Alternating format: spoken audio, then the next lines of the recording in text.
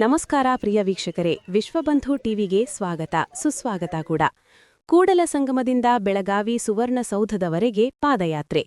ಹೌದು ಪ್ರಿಯ ವೀಕ್ಷಕರೇ, ಬಾಗಲಕೋಟೆ ಜಿಲ್ಲೆಯ ಹುನಗುಂದ ತಾಲೂಕಿನ ಕೂಡಲ ಸಂಗಮ ಸಂಗಮನಾಥನ ದೇವಸ್ಥಾನದಿಂದ ಬೆಳಗಾವಿ ಸುವರ್ಣಸೌಧದವರೆಗೆ ಪಾದಯಾತ್ರೆಯ ಮೂಲಕ ಸಮಗ್ರ ಉತ್ತರ ಕರ್ನಾಟಕಕ್ಕೆ ಆಗುತ್ತಿರುವ ಮಲತಾಯಿ ಧೋರಣೆ ಖಂಡಿಸಿ ಕಿತ್ತೂರ ಕಲ್ಯಾಣ ಕರ್ನಾಟಕ ಸೇನಾ ಪಾರ್ಟಿ ಮತ್ತು ಉತ್ತರ ಕರ್ನಾಟಕ ಸೇನೆ ಸಹಯೋಗದಲ್ಲಿ ಕೂಡಲ ಸಂಗಮದಿಂದ ಬೆಳಗಾವಿ ಸುವರ್ಣಸೌಧದವರೆಗೆ ಪಾದಯಾತ್ರೆಯನ್ನು ಕಿತ್ತೂರ ಕಲ್ಯಾಣ ಕರ್ನಾಟಕ ಸೇನಾ ಪಕ್ಷದ ರಾಷ್ಟ್ರೀಯ ಅಧ್ಯಕ್ಷರಾದ ಸಿದ್ದನಗೌಡ ಪಾಟೀಲ್ ಅವರ ನೇತೃತ್ವದಲ್ಲಿ ಹಮ್ಮಿಕೊಂಡಿದ್ದರು.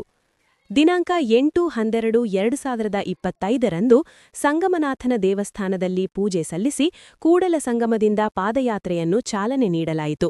8-12-2025 15-12-2025 ಕಿತ್ತೂರವರೆಗೆ ತಲುಪಿ ಬೆಳಗಾವಿ ಸುವರ್ಣಸೌಧವರೆಗೆ ಬೃಹತ್ ಪಾದಯಾತ್ರೆ ಮೂಲಕ ಹೋಗಿ 16-12-2025 ಮುಖ್ಯಮಂತ್ರಿಗಳಿಗೆ ಮನವಿ ಸಲ್ಲಿಸಲಿದ್ದಾರೆ. ಈ ಸಂದರ್ಭದಲ್ಲಿ ಪರಮಪೂಜ್ಯ ಅಡವೇಶ್ವರ ಶ್ರೀಗಳು, ಶ್ರೀ ಶಿವಜ್ಞಾನ ಗುರುಕುಲ ಚಿಕ್ಕ ಶೇಲ್ಲಿಕೇರಿಯವರು ಮತ್ತು ಸಿದ್ದನಗೌಡ ಪಾಟೀಲ್, ಸಂಗಪ್ಪ ಬಿಳಿಯಲಿ, ಸಂಜು ಪಾಟೀಲ್, ಶ್ರೀಕಾಂತ್ ಮಠಪತಿ, ರಾಜುಗೌಡ ಪಾಟೀಲ್, ಗಿರೀಶ್ ಬಾಂಗಿ, ರಾಜು ಶೆಟ್ಟಿ, ಮುತ್ತು ಮಹೇಶ್ ವಾಡಗಿ, ಬಂದು ನಧಾಪ್, ಸಂತೋಷ್ ಹಿಲೇಮಠ್ ಇನ್ನೂ ಹಲವಾರು ಮುಖಂಡರು ಗಣ್ಯಮಾನ್ಯರು ಪಾದಯಾತ್ರೆಯಲ್ಲಿ ಭಾಗಿಯಾಗಿದ್ದರು.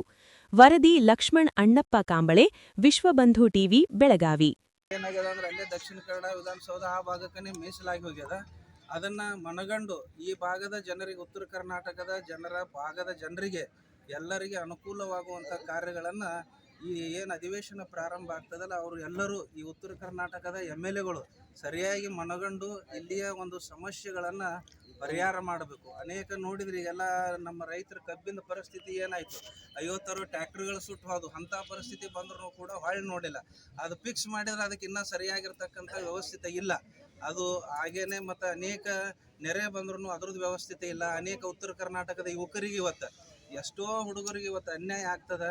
ಅದನ್ನೆಲ್ಲವನ್ನು ಖಂಡಿಸಿ ಈ ಒಂದು ಕಿತ್ತೂರು ಕಲ್ಯಾಣ ಕರ್ನಾಟಕ ಸೇನಾ ಪಕ್ಷ ಹೊಸದಾಗಿ ಒಂದು ಇದನ್ನು ಉದ್ಘಾಟನೆ ಮಾಡಿ ಇಲ್ಲಿಂದ ಇವತ್ತು ಕೂಡಲ ಸಂಗಮದಿಂದ ಈ ಒಂದು ಸಾವಿರಾರು ಜನರ ಜೊತೆಗೆ ಒಂದು ಪಾದಯಾತ್ರೆಯನ್ನು ಮಾಡುತ್ತಾ ಇಲ್ಲಿಂದ ಕಿತ್ತೂರು ಈ ಮೂಲಕ ಒಂದು ವಿಧಾನಸೌಧ ವಿಕಾಸಸೌಧಕ್ಕೆ ಮುತ್ತಿಗೆ ಹಾಕುವವರೆಗೆ ಈ ಒಂದು ಕಾರ್ಯಕ್ರಮ ಯಶಸ್ವಿಯಾಗಲಿ.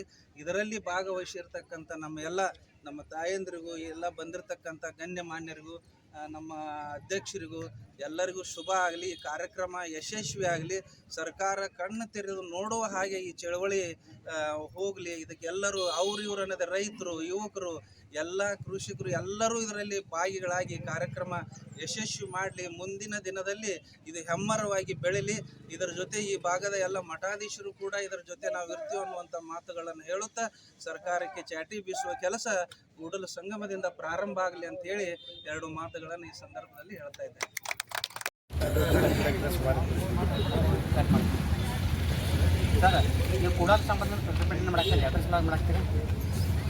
ನೀವು ಕೂಡಲ ಸಂಗಮದಿಂದ ಎದಕ್ಕೆ ಪ್ರತಿಭಟನೆ ಮಾಡಾಕಿದ್ರೆ, ಕೂಡಲ ಸಂಗಮದಾಗ ನೀವು ಹಾಶಿ ಬಂದರೆ ಕೂಡಲ ಸಂಗಮ ಒಂದು ಅಭಿವೃದ್ಧಿ ಪ್ರಾಧಿಕಾರ ಐತಿ.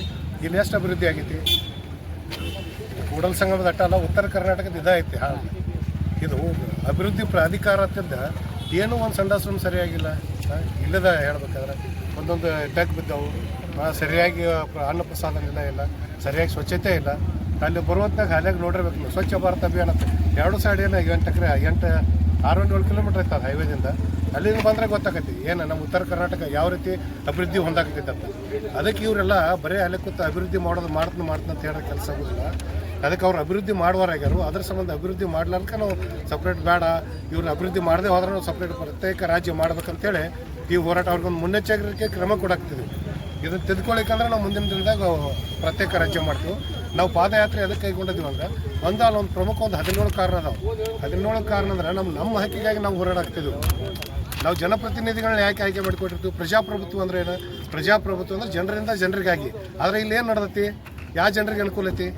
ಒಬ್ಬರಿಗೆ ಯಾರಾದರೂ ಪ್ರಜೆಗಳ ಸಲುವಾಗಿ ಯಾರಾದರೂ ಈಗಿನ ರಾಜಕಾರಣಿಗಳು ಜರ್ ಕಡ್ತಾ ಅವ್ರ ಕೆಲಸ ಮಾಡಿದ್ದೇ ಆದ್ರೆ ನಾವು ಪಾದಯಾತ್ರೆ ಮಾಡುವಂಥದ್ದು ಕೊಳೆ ಮೇಲೆ ಇರ್ತಿತ್ತು.